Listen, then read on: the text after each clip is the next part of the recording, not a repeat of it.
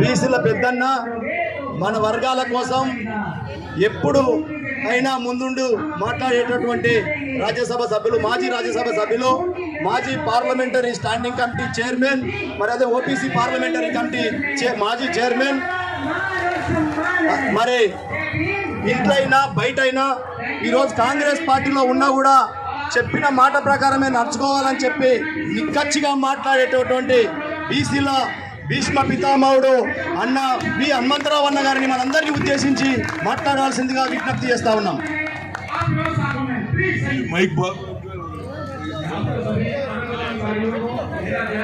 సభకు నమస్కారం.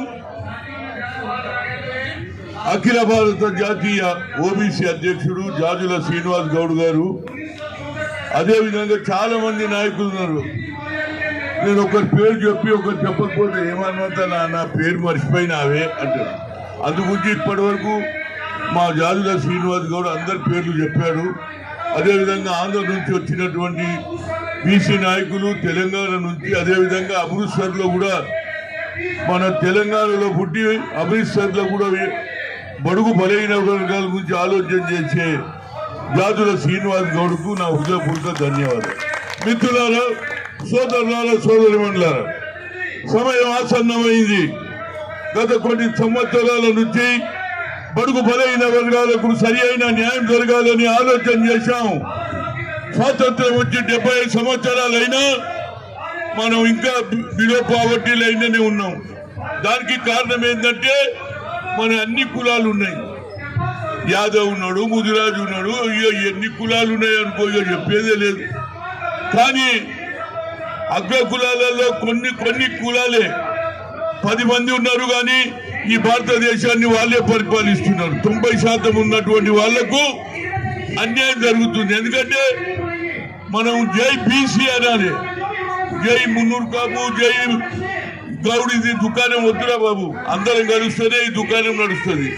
ఎందుకంటే అగ్ర కులాలలో చాలా తెలివిగల ఉన్నారు. ముదిరాజు ముందు పోగానే గౌడు పోగానే మున్నూరు కాపు నెగేస్తారు. మనకే పంచాయతీ పెడతారక్క. మనం హుషారీలు ఉండాలి. వాళ్ళు ఎప్పుడో లేపుతారు మనను. కనుక మనలో యూనిటీ రావాలి. అన్నిటికంటే ఇవాళ ఆశా కిరణం. నేను నిజంగా కూడా చాలా సంతోషంగా ఉన్నా. ఓబీసీ ఎంపీస్ కన్వీనర్ గా ఆ రోజులలో సుప్రీంకోర్టులో IIT, IIM, all India institute of medical sciences లో మీకు అవకాశం లేదని తీర్పిచ్చింది. కానీ నేను సోనియా గాంధీ దగ్గర పోయినా, అర్జున్ సింగ్ గారు HRD minister, ma'am we come for the rural area, local language, Oriya, Kannada, Tamil, Telugu. But talent is not anybody's property. God has given to everybody. You should give opportunity. అంటే ఆ అమ్మ డాక్టర్ మన్మోహన్ సింగ్ చెప్పింది, మీరు పెట్టమన్నాడు. ఆనాడు ఉన్నటువంటి లల్లు ప్రసాద్ యాదవ్ అందరూ కూడా మద్దతు ఇచ్చారు. ఎందుకంటే మన ఈ ఓట్లు ఉన్నాయి కదా, వ్యతిరేకం చేస్తే ఓడగొడతారని అందరు చేసింది. ఇప్పుడు కూడా అనుకోకుండా రాహుల్ గాంధీ కన్యాకుమారి నుంచి కాశ్మీర్ బయలుదేరిండు. 4500 నడిచినోడు ఈ దేశంలో ఎవరు లేడు. మ్యారథాన్ నడిచినాక ప్రజలు కలిసిండ్రు, రైతులు కలిసిండ్రు, నిరుద్యోగులు కలిసిండ్రు, మా చెల్లెలు అక్కలు కలిసిండ్రు, అట్టడుగునున్న ప్రజానీకం కూడా కలిసింది. అయ్యా, స్వాతంత్రం వచ్చి 75 ఏళ్ళైంది, మేము ఇంకా బిలో పావర్టీ ఉన్నాం, మాకు న్యాయం జరగాలన్నారు. ఏం చేయాలంటే కులగణ చేయాలన్నారు. అది తెలుసుకున్నటువంటి రాహుల్ గాంధీ అన్నాడు, we come to the power, will conduct caste wise census, జిత్తిన హిస్సేదారి ఉత్తి భాగీదారి అన్నాడు. అంతటితో ఆగలే 9th షెడ్యూల్ ను తీసేసి 50% సీలింగ్ కూడా తీసేస్తాడు. అంటే మనకు ఒక ఆశా కిరణం దొరికిండు. అనుకోకుండా ఆయననే ఇప్పుడే మా జాజుల సీన్ అన్నాడు, ఆయన ప్రధానమంత్రి అంటే వెళ్ళే లేకపోతుండే, మా మీటింగ్ పెట్టేది అవసరం లేకపోతుండే, అందరికీ అవుతుండే. ఇవాళ మళ్ళా నరేంద్ర మోడీ వచ్చిండు.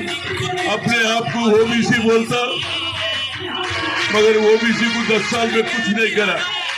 आकर प्रतिमा हमारे बाबा साहब अम्बेडकर का प्रतिमा भी कहा था, पार्लियामेंट के सामने था, नया पार्लियामेंट बनाए, वो प्रतिमा को भी हटा दिए. देखो, देश भर के लोग आए, प्रतिमा लगाना वहीं पर, उसमें हमारा राहुल गांधी भी बराबर ताउन देंगे. वहाँ प्रतिभा लगाना चाहिए। पार्लियामेंट बोले तो कॉन्स्टिट्यूशन कौन लिखा, कॉन्स्टिट्यूशन एवर राशिंड्रू ఆనాడు నా దేశ స్వాతంత్రం 1947 వచ్చింది, కానీ నిజమైన స్వతంత్రం ఎప్పుడు వచ్చింది తెలుసా? అంబేద్కర్ రాజ్యాంగం రాసినాక బావుల దగ్గర ఓడియలే, గుడ్ల దగ్గర ఓడియలే, దూరం ఇట్లానేది కనుక ఆయన అంబేద్కర్ అన్నట్టు వాళ్ళు కూడా సమాజంలో ఉండాలి అని రిజర్వేషన్ తెచ్చాడు. వారితో పాటు మా బీసీలకు కూడా న్యాయం చేశాడు. మా అందరినీ పట్టుదల अंबेडकर आलोचना కొత్త पार्लियामेंट नया पार्लियामेंट बनाते, मगर प्रेसिडेंट मुर्मू को क्यों नहीं बुलाया?